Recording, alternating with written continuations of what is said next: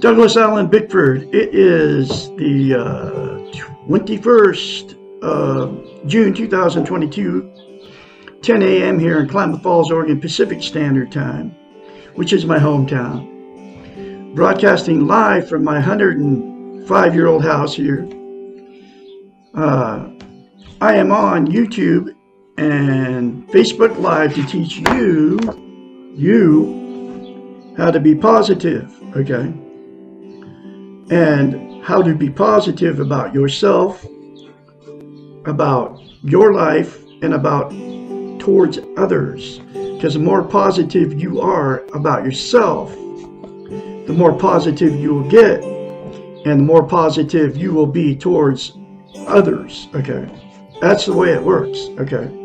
So, here's how you do it. It's called self-esteem, self-worth. I learned it from this book right here, how to attain it and maintain it. But here's what self-esteem is. Most people don't even know what the two words even mean. It means, it's also known as self-love, self-confidence, self-worth, right?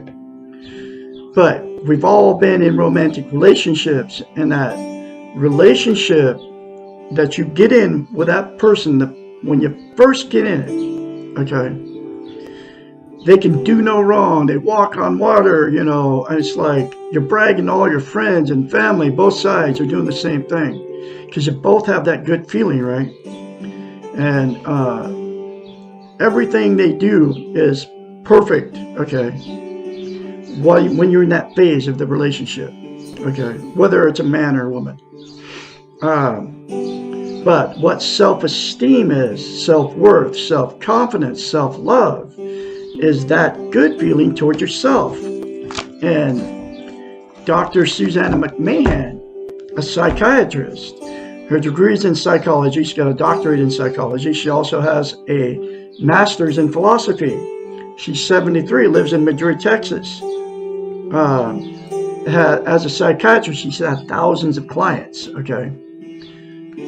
Every chapter, doesn't have chapters, has, I call them lessons, it's in question form. But every lesson in this book talks about how we've been taught and trained not to have self-love, self-esteem, self-confidence, self-worth. And she wrote the book 30 years ago, okay? So, it's 1,000 times worse now with the social media. Back then, they were using the televisions and, you know, the churches and the state governments to make sure that we don't have self-esteem, okay? But anyway, she's had thousands of clients that would hire her to fix their unhealthy minds as a psychiatrist.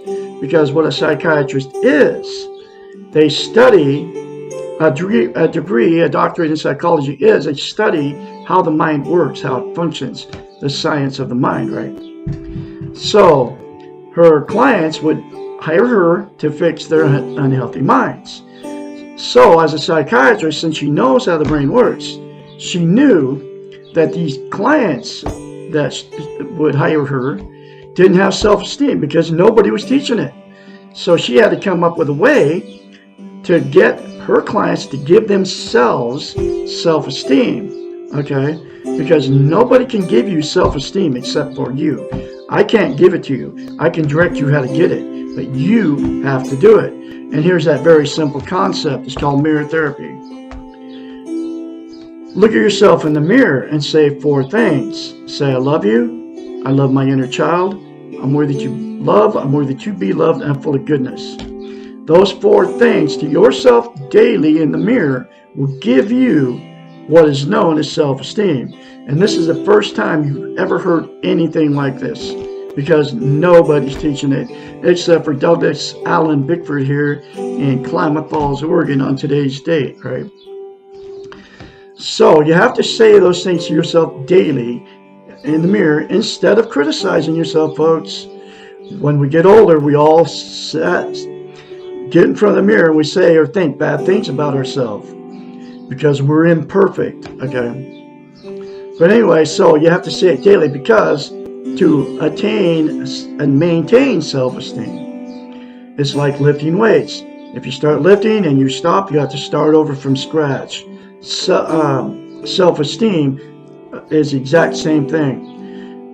To maintain it, those 4 things to yourself in the mirror will instantaneously give you self-esteem. I kid you not.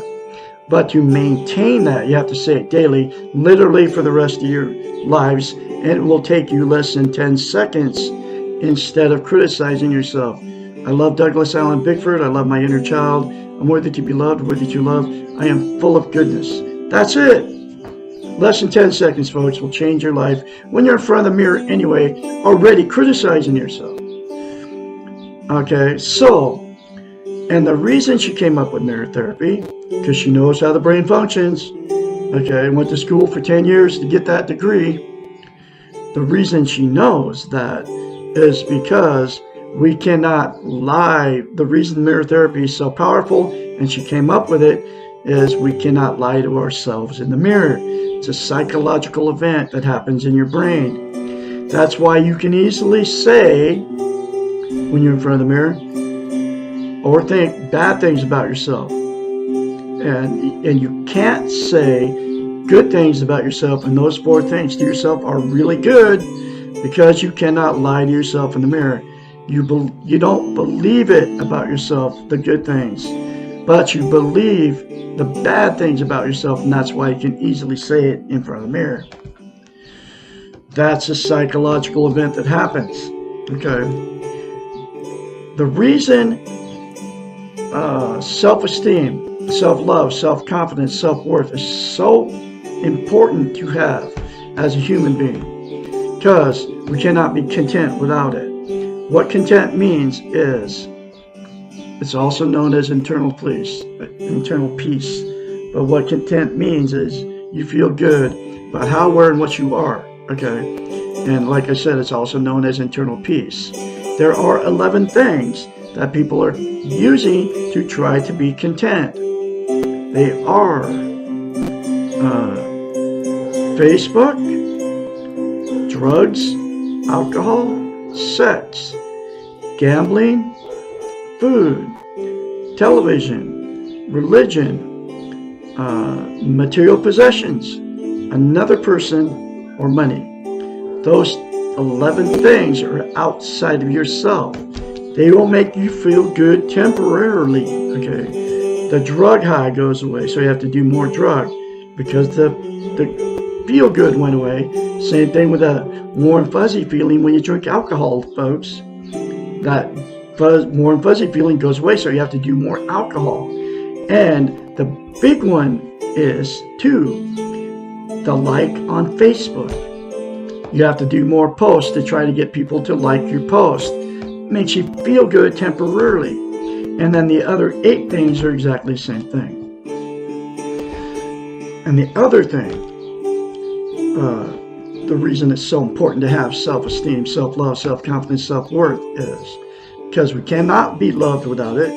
We cannot love without it. So what happens is, when you get in these romantic relationships, you'll attract exactly what you are. If you don't have self-esteem, you'll attract somebody without it. If you have self-esteem, you'll attract somebody with it. Okay? So then what happens, 2 people that get into a relationship without self-esteem, right, is after that good feeling goes away, you all know that good feeling is only temporary. When it goes away, then you think you're out of love with them. Okay? And then both of you think the same thing. So that's when the fighting starts, the arguments start, getting in the car, going on the road, telling everybody, what they do to you. Both people do the same thing. You go to all your family and friends, you say the same thing. Both people do that. And because that good feeling went away, the drug use starts, the cheating, the alcohol use, the going to bars and picking up people to have sex with, to try to make that relationship work. That's when the relationship turned toxic, right?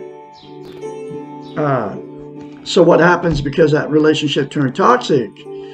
You'll divorce if you're married, or separate if you just got with them, right? And then the same 2 people will go out and find somebody else to be happy with, right?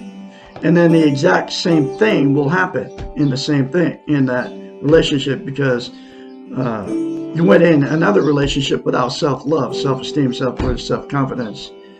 And then it's why I've been married 4 times and divorced 4 times, because I went in all my relationships without self-esteem, and I met somebody just like me. Okay. And you have been in many failed marriages. Well, maybe that's why you've been married more than once, or had many failed relationships, because you went in without self-esteem. The next thing that'll happen, 2 people that got involved with no self-esteem, you'll stay in that relationship forever, okay? And the reason you stay in it, even though all the emotional, sexual, and physical abuse is going on and gone on for the whole relationship, because you don't want to be a failure, you're afraid to leave, you cannot be alone, you don't want to be a failure to all your family and friends, and you just stay with them because you're being codependent on each other for whatever reason, okay? And then what happens because of that? It becomes a dysfunctional family, and all the kids and everything. A dysfunctional family produces more dysfunctional families, and then the dysfunctional family does the exact same thing, okay? Then they produce more dysfunctional families down the line. There's a lot of that going on too, okay? And then the last thing that'll happen, and 2 people that got in a relationship without self-esteem, the 2 people will just say, screw it, exit out of the romantic scene, and just be alone for the rest of their lives.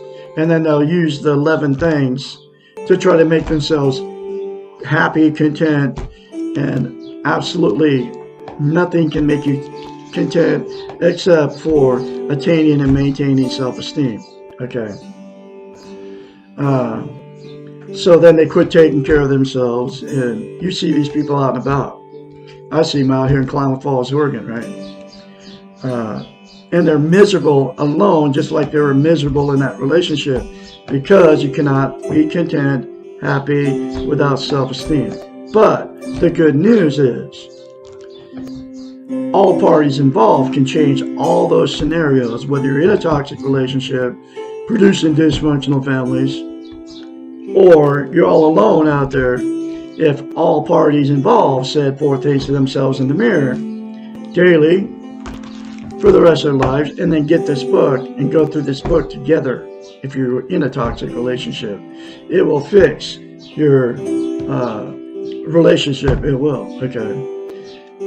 Because there's many more concepts in this book that will give you a healthy mind. And the first thing it'll give you is self-esteem, okay? So that's how you can be positive. When I am going through this book, 1 lesson at a time, here's that next lesson.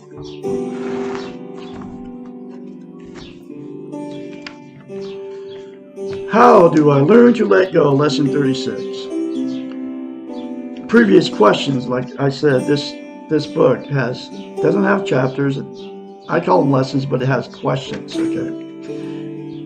Previous questions have emphasized the importance of letting go. It has been mentioned that we need to let go of insecurity, guilt, anxiety, perfection, fairness, and our illusions and defenses. This sounds like a great deal to release, and if we do manage to let go of all the above, what will be left? It is important to note that all of these attributes are related to the weak ego. The worth that we receive from external sources. All of the above serve to protect us from ourselves and to provide reasons to externalize or excuse our human behaviors. They all help to justify why we are the way we are, and to prevent us from taking responsibility from changing ourselves. When we let go of the need to be something we cannot be, perfect, which you get that illusion from the television that everything's perfect, and so you strive to be perfect like all those people you watch on television, folks. Okay, and you can't ever be perfect. They're not perfect either. They get the illusion of the television makes it look perfect. I mean, they can perfectly kill somebody, right? The perfect way to shoot somebody in the back of the head. The perfect way to jump through a window and, and not get yourself shattered, all cut up. They show that illusion on television. Bruce Willis is just one of them. Keanu Reeves is another one. Okay. That's the illusion of television. That's why it's so dangerous. Okay. Because they're telling you the world is perfect out there, and it's far from perfect. Okay, here we go.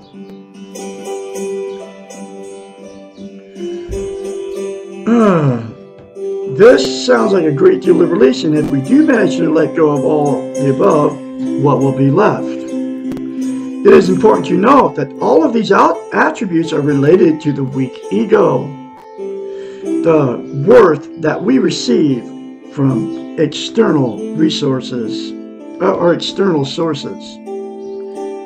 All the above serve to protect us from ourselves and to provide reasons to externalize or excuse our human behaviors. They all help us to justify why we are the way we are, and to prevent us from taking responsibility and from changing ourselves. And those 4 things to yourself in the mirror, again, will change you for the better, folks. When we let go of the need to be something we cannot be, I just read the whole thing all over. That's okay.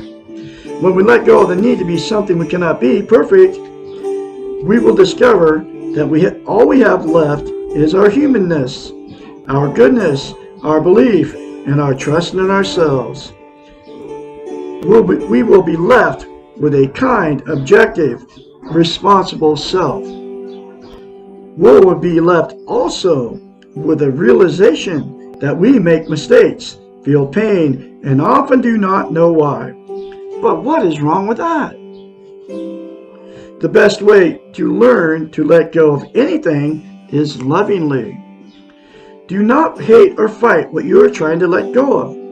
Rather, all of it, and realize that all of these things, your past, your guilt, your defenses, your illusions, brought you to the place where you are right now. All of these things made you what you are, and all of them worked for you because you survived. Think of all these things as tools, albeit faulty tools. But tools nonetheless, because they got you here. But now you need new tools, better tools, to get you where you want to be. Respect the old tools before you throw them away, before you let go. It is always much easier to let go of something that we have outgrown than it is to let go of something we hate or are angry with. When we hate something and try to get rid of it, it tends to become sticky and cling to us. When we lovingly let go and see the value of what we are getting rid of, it tends to slide away more easily. A good example of this is a relationship that you have outgrown. If you can focus on the good things in the relationship and what you learn from it, the leaving is easier and you tend to feel okay about yourself. But if you can only focus on the hatred and the negativity, the relationship still exerts power over you, and you are not free and not feeling okay about yourself. Honor all of the things that you want to let go of. Look on each one of them and remember how they worked for you. Appreciate them for getting you here. I left a toxic relationship of 3.5 years, pushing 20 months ago now. I've had to let go of all that pain, but I took all the good with me, even though I left everything I owned to get away from this woman. She was going to kill a third cat. Everything turned out really good because I got away from her. So good things happened because of that bad relationship. That's what she's talking about here. So I let go in love to her, and I continue to do that daily, and not hate her, and because she hurt me very bad. Okay, but you can all do the same thing.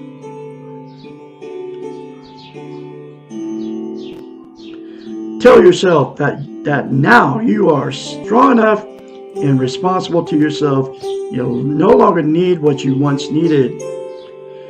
All of development means letting go and moving on. When we need a crutch, it is nice to have one handy. When we no longer need it, we can gently and lovingly put it away. The more self-esteem you develop, the more crutches you will put away. And those 4 things to yourself in the mirror will give you self-esteem on steroids if you do it and you keep doing it for the rest of your life. Seriously, folks. It is that simple. The crutch only becomes an impediment when you no longer need it. Letting go is a process. It takes time. It is an easier process when done with love. And I'm serious, folks, you can all attain it and maintain it if you do the 4 things to yourself in the mirror daily. I'm going to have another lesson for you tomorrow, which is how do I get over my past? Lesson 37.